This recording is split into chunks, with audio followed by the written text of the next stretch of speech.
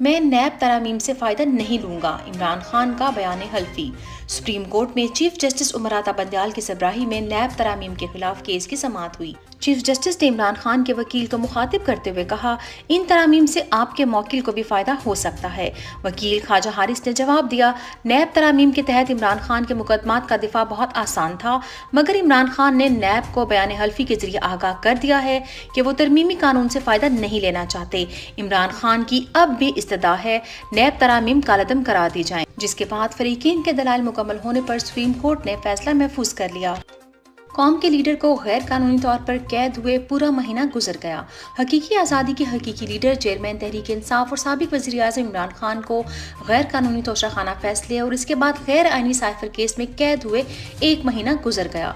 पूरा महीना कभी जज बीमार, कभी मुखालिफ वकील बीमार, कभी जज की बीवी बीमार, मगर इमरान खान सख्त तरीन जेल में बुनियादी सहूलियात से महरूम रहकर भी एक बार भी बीमार ना पड़े और ना ही कोई शिकायत की। इमरान खान ने कैद करने वालों को साबित कर दिखाया कि वो उनकी छोटी जेलों से डरते नहीं हैं, अपनी कौम की हकीकी आज़ादी के लिए जद्दोजहद हर कीमत पर जारी रखेंगे। अदालत का 2 बार परवेज इलाही को रिहा करने का हुक्म, पुलिस का दोनों बार तौहीन अदालत। साबिक वज़ीर आला पंजाब परवेज इलाही एक मरतबा फिर से अगवा, एक मरतबा फिर से अदालत के अहकामात को पैरों तले रोन दिया गया। आईनो कानून की धज्जियां उड़ा दी गईं।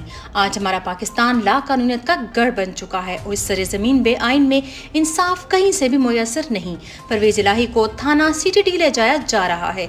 रियासत ने बता दिया है कि हम हैं इस मुल्क का कानून, आइन, जज, अदलिया, इंसाफ, पार्लियामान, सियासतदान और इस रियासत के माए बाप। हम रियासत से भी बड़े और ताकतवर हैं।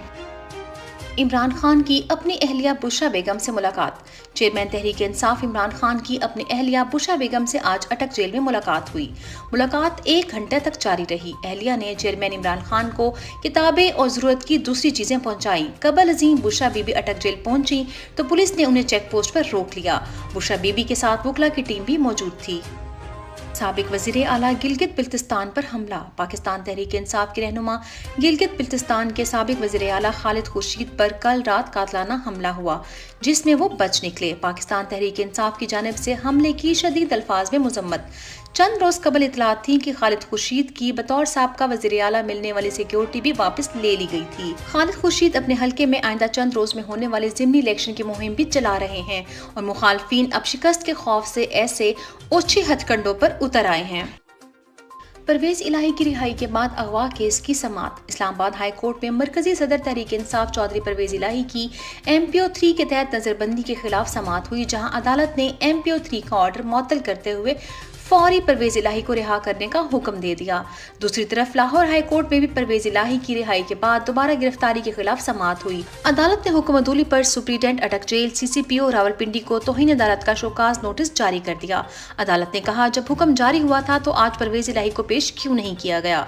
परवेज इलाही को कल हर सूरत पेश किया जाए। अदालत का दोबारा हुक्म, समाअत कल तक मुलतवी कर दी। खवातीन कैदियों की रिहाई का खौफ, मुकदमात में नई दफात शामिल करके जमानत में ताखीर। लाहौर हाई कोर्ट में जस्टिस आलिया नीलम की सरबराही में 2 रुकनी बेंच ने दरखास्तों पर समाअत की। अदालत ने डॉक्टर यास्मीन राशिद समेत दीगर की दरखास्त पर बाद अज गिरफ्तारी जमानत खारिज कर दी। प्रोसिक्यूटर ने कहा, मुकदमात में नई दफात शामिल हो चुकी हैं। नई दफात के तहत मुलजमान से तफ्तीश करनी है, जिस पर जस्टिस आलिया नीलम ने कहा, पहले शाम में तफ्तीश हो, फिर ट्रायल कोर्ट जमानतें फाइल करे। वकला की मरकजी ऑर्गेनाइजेशन पाकिस्तान बार कौंसिल ने 9 सितंबर को मुल्क भर में वकला की हड़ताल का ऐलान कर दिया है। सदर पाकिस्तान को किसी से मशवरा करने की जरूरत नहीं। सदर मुमलिकत फौरी तौर पर अपनी आईनी जिम्मेदारी पूरी करते हुए 90 यौम में इंतखाबात की तारीख का ऐलान करें और इलेक्शन हर सूरत में 90 दिन में करवाए जाएं। वकला के खिलाफ कार्रवाइयों की शदीद मजम्मत और लायर्स प्रोटेक्शन एक्ट पर मुकम्मल अमल दरामद का मुतालबा। महंगाई और बिजली के बिलों में इजाफे की मजम्मत। इस बार सर्दियों में भी बिजली के बिल बढ़ेंगे। PDM की मचाई तबाही के असरात दिन ब दिन खुलते जा रहे हैं। मुल्क की तारीख में पहली बार सर्दियों में भी बिजली के बिल बढ़ेंगे। रवा माली साल अवाम से 734 अरब निकलवाए जाएंगे। अक्टूबर से दिसंबर तक फी यूनिट कीमत 49.55 होगी। सितंबर में 8, अक्टूबर, नवंबर, दिसंबर में 9 रुपए फी यूनिट टैक्स लगेगा। फ्यूल एडजस्टमेंट अलग से लगेगी, जिससे कीमत मजीद बढ़ेगी।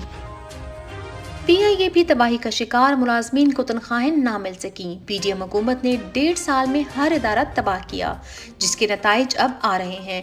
FBR की जानिब से अकाउंट्स मजबूत होने के सबब PIA के ग्रुप 1 ता 4 के मुलाजमीन और अफसरान को रवा माह की तनख्वाहें अब तक अदा नहीं की जा सकी, जबकि ग्रुप 4 से ऊपर के अफसरान की तनख्वाहें भी इल्तवा का शिकार हैं।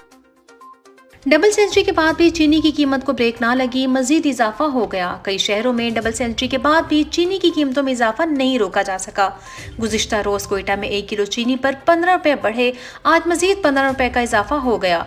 फी किलो कीमत 220 रुपये तक जा पहुंची। 4 रोज में चीनी की कीमत 40 रुपये बढ़ चुकी है, जबकि चमन कोयटा से भी आगे है, जहाँ फी किलो चीनी 230 रुपये में फरोख्त की जा रही है।